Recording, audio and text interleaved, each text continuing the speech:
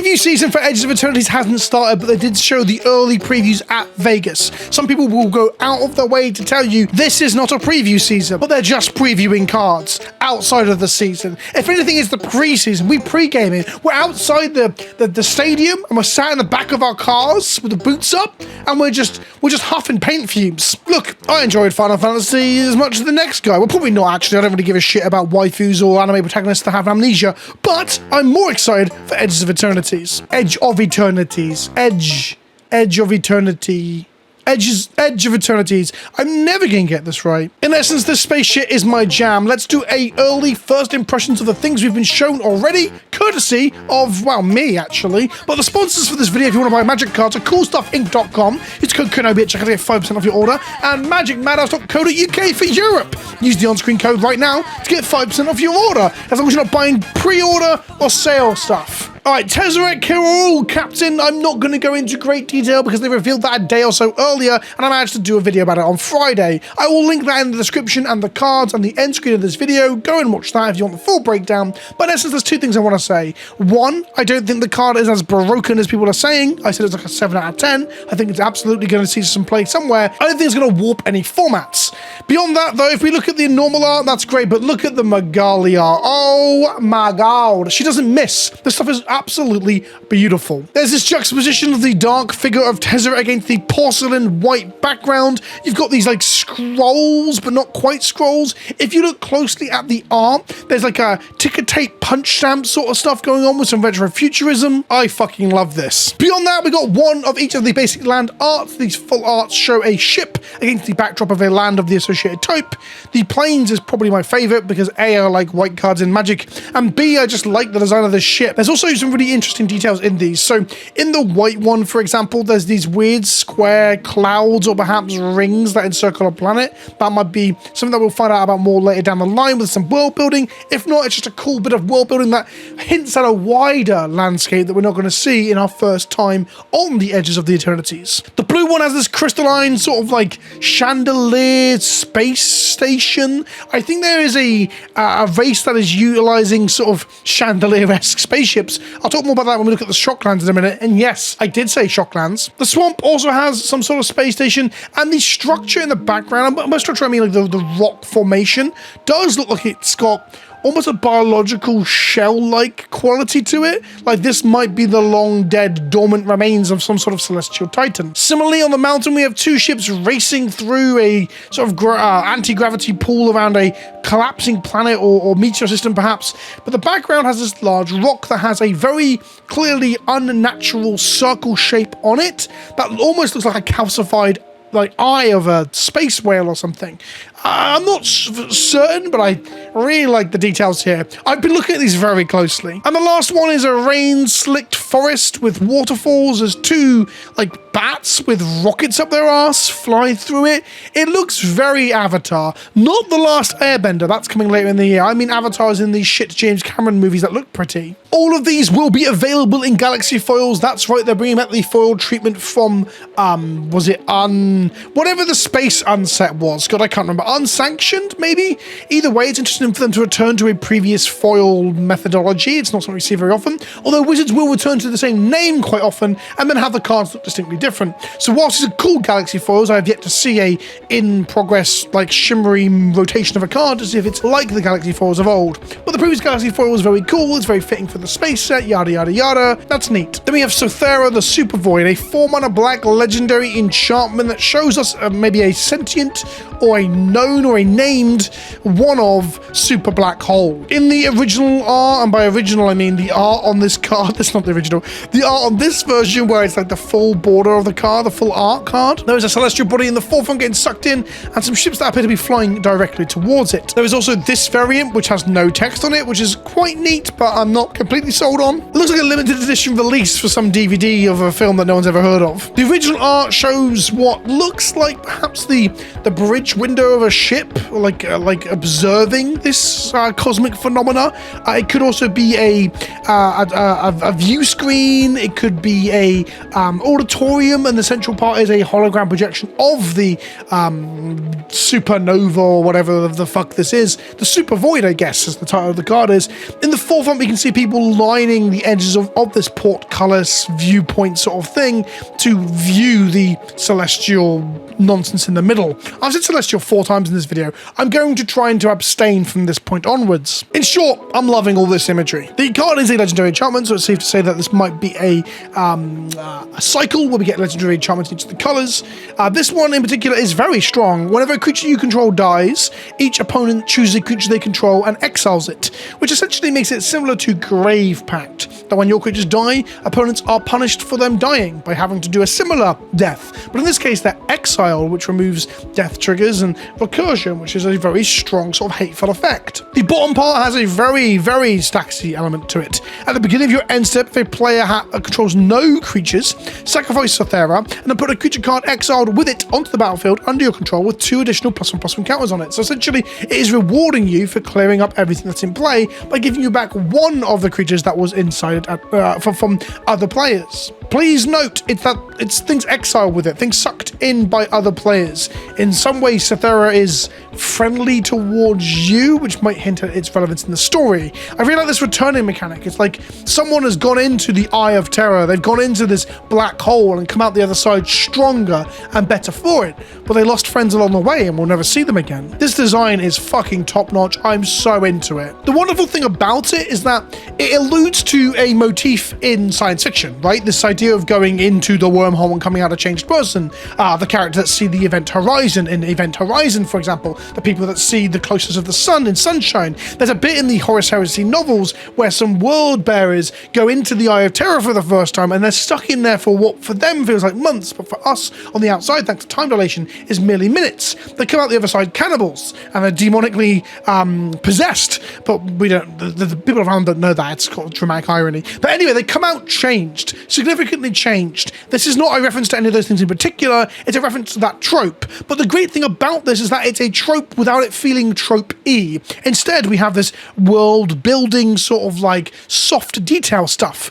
Sothera, the Super Void, is evidently a thing within the canon of magic here. There is things in the art that are interesting, like the observation from the original art, the colours on the alternate showcase thing, the main showcase frame showing a ship potentially flying towards it. Is this the faction that are aligned with the potentially sentient? Not that everything legendary has to be sentient, by the way. I don't think the Great Henge is sentient, for example, but potentially sentient, because it's got a proper noun name, like sort of name, black hole. Basically, this asks loads of questions that add to world building. They give us a trope that I think is wonderfully evocative of the genre in which this set is tapping into, but it's not just one of our favourite characters in a fucking sheriff's hat playing out a set piece from a popular western. This shit fucking rules. Then we got the Serema. Serema. I think I'm pronouncing that right. It's a 3-mana white legendary artifact with a new artifact type. It's called Spacecraft. When this enters, search your library for a legendary creature card, reveal it, and put it into your hand, and then shuffle. It has the station mechanic, which is the new version of crew for larger spacecraft themselves. Whenever you tap a creature to station it on the ship, you put charge counters on it equal to the power onto the spacecraft. Station only is a sorcery, so it's slightly different to crewing. It's an artifact creature at 7+ because the card explicitly says that on it. It also flies. It's a 5/5 at 3 mana, and other tap legendary creatures you control have indestructible. The creatures being stationed on the ship are protected by the incredible durability of this ship. And if you missed the memo, the video that I did yesterday, there has been a rules change to allow any legendary permanent that has a text box that has a power and toughness in the bottom right corner can now be your commander. So you have spacecraft in the command zone, which I think is a very just like logical progression of the command zone commander rules. I fucking love this card. Like, I love the design. It's a bit more scrappy, a little less high sci-fi or like extreme. What's the word I'm looking for? It's not space opera sleek. It's more like the dirty down sort of Star Wars-y sci-fi. But I just like the space station or spacecraft stationing mechanic, if you will. The idea that a 1/1 can man the ship and like fly it out and use it in combat and go somewhere with it, but it takes them 7 turns to run around the ship, running pre-agnostics, setting up the engines, sorting out navigation. I think that's really cool and quaint. The fact that it also does at sorcery speed gives it a distinctly different different identity to that of crew. The fact that it's only temporary as well, and those people don't have to crew it later down the line, shows that spacecraft can, you know, self-sustain themselves once they're set up and on their way. There's a lot of cool stuff to this. It has been said by Gavin that not all of the spacecraft or the cards with station on them, I assume the space stations will still be spacecrafts, but either way, not all of them stationed to the point that they become a creature. It's not going to be as simple as put enough cows on it to turn it into the creature at the bottom. There might be two different station categories. It's basically like a variation of the level up mechanic, and thus there may be a few of them that don't even become creatures at all, which is interesting because A, they cannot then be your commander, but B, it just opens up a lot of interesting design space for what these stationable things are. I really like this design. We also got Shocklands. There is 5 of them. They're a weird combination: Breeding Pool, Godless Shrine, Sacred Foundry, Stomping Ground, and Watery Grave. As you'll note, they aren't all enemy or ally. They're actually a mixed combination. It is exactly the same combination that showed up in Gatecrash many, many moons ago. So I don't know if that's a historic reference to that. Maybe just during development and design, they decided that the 4 two-color sort of factions within the set were going to be these color pairings. And that just so happened to line up with the similarity of that with the guilds in Gatecrash. I don't think there's anything really that more to it than that. The cool thing about these is A, Shocklands are back, which is a super nostalgic and exciting thing for people who are into like Magic in the long term like me.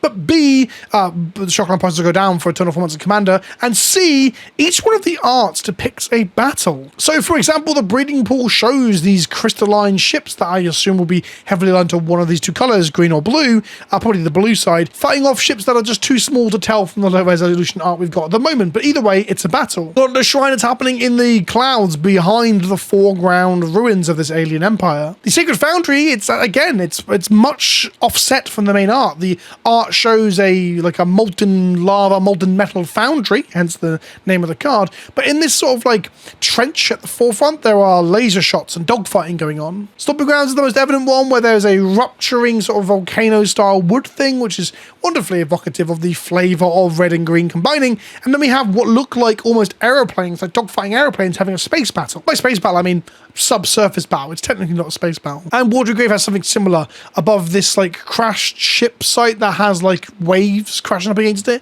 All of these arts are phenomenal. And the flavor text gives us this like entry into the world building too, that I hope is expanded in some ways, but also left open to allow us to sort of just see small windows into this development of the Magic sort of canon. In this case, for the Watery Grave, it says log 2.9.089, which in itself is a reference to, you know, the captain's logs of Star Trek. Lamuat, the cemetery moon of salvage and secrets, could be profitable for those brave enough to plumb the recesses. Maisie's Edge Chronicles. Who is Maisie? What is this planet? Will we find out more? I don't know, but I'm pretty excited. And there were 3 more cards shown off. The Harmonious Grove Strider is a 5-mana creature with Ward 2. This creature's power and toughness are equal to the number of lands you control. I'm sure it's a very typical green uncommon for the limited environments of today. Sammy, Ship's Engineer, is a 4-mana, red-white, 2/4 human artificer legendary creature. Beginning of your end step, if you control 2 or more tapped creatures, create a tapped 2/2 colorless robot artifact creature token. This idea that people who are probably on the space stations are building robots, because that's what Sammy seems to be doing in his art. Looking forward to robot being a creature type that matters in this set. And then Tannock, who is named famously after the British product Tannock's Tea Cakes, is a memorial ensign. He is a Kavu pilot. That's right, we got like a sentient race of hyper-evolved Kavu on this, which feels very cool as a future projection of Magic. This is a 3-mana 2/4 in red-green that has landfall whenever a land you control enters. Tannock deals 1 damage to each opponent, so we got a landfall ping trigger, making it our 3rd or 4th in current standard, but that's a deck right there. And this is the 2nd time this ability is resolved each turn, or this turn, draw a card. So you can get that by cultivating, far-seeking, cracking a fetch, and similar. It's a card draw engine and it pings, which makes it actually quite an interesting commander. Big fan of the Tannock design, more so than Sammy's, I guess, in terms of the things that I like to play. That said, having red-green landfall be the archetype of red-green when we just had that in Final Fantasy is a little bit, I don't want to say eye roll, but it's a little bit snore, right? It's a little bit dull. And then we got to see 2 of the face sort of commanders from Edge of Eternities commander product. Kilo, Opogee's Mind, and Cesarel, the Genesis Shepherd. Kilo is a robot core sort of like hive mind creature. It's blue, white, red. It's a 3/3, has haste, and when it becomes tapped, proliferate. So at the absolute minimum, you can play it into play, attack with it, trigger, and proliferate your planeswalkers, your surge tokens, your powered up. What's what I'm looking for? Sorry, surge counters. Is it surge counters? Charge counters. Where the fuck was I getting surge for? The charge counters. I mentioned that because basically when this station's on a ship, it will be able to proliferate all of the number of stationed counters you have on all your spacecraft. So in essence, Kilo can go into your fleet and man or station one part of your fleet, and through its hive mind, through its connectivity, it can proliferate and help boost the stationed power-ups of all of your fleet, which I think is intentional. It's a cool card. Looks a little bit like Dooley from the Bazaar. Only a little bit though. Once I put them side by side, they didn't look quite as much as I thought they did. Spherical robot, I guess. But it will be, from the looks of things, that kind of Rube Goldberg machine style that Dooley gives. Freed from the Real, for example, for 1 blue mana allows you to untap Kilo, which then allows you to tap it again. Put a Paradise Mantle on it, and you've got infinite proliferation, that is. And Cesaro Agility Shepherd is a card that I've always started brewing for. A 5-mana Insect Druid, that's a 2/5, it has flying. It says you may play lands from your graveyards as the Crucible of Worlds text. And whenever you sacrifice another non-token permanent during your turn, put a number of +1/+1 counters are equal to Cesaro's power up to one other target creature. So in essence, it's going to get powered up as you replay those fetch lands out of your bin. That's right, baby. We finally found a way to break fetch lands. I just love Crucible effects. I enjoy lands decks in Commander. I haven't had a Jund one built for quite some time since I found Lord Windgrace to be lacking, so I'm looking forward to building this. I think I want to build both of these face commanders in some capacity. Obviously, we'll see what the precons bring with them and how cool and fancy those are. And that's everything from Edges of Eternity thus far. It's very small snippet. It's a very small, like, trying to get us hyped, giving us a little flavor touch upon our tongue. It's kind of weird, I will admit, that we're doing this as people struggle to actually get hold of Final Fantasy product. It's funny to see the new players coming into Magic for Final Fantasy and then turning to people like us and being like, hang on a minute, Final Fantasy just came out, what's happening? And we're like, welcome to Magic, baby. This is normal. Either way, it's a set that is ticking all the boxes and appealing to the stuff that I really like. I'm quite excited for it, and I'm actually looking forward to preview season for this one. Sometimes I feel tired going into preview season because of the perpetual hype cycle. This one just ticks a lot of the boxes for me subjectively, but I do understand if it frustrates you. Let me know what you think in the comment section below, and I'll see you in the next one. Ta-ta for now.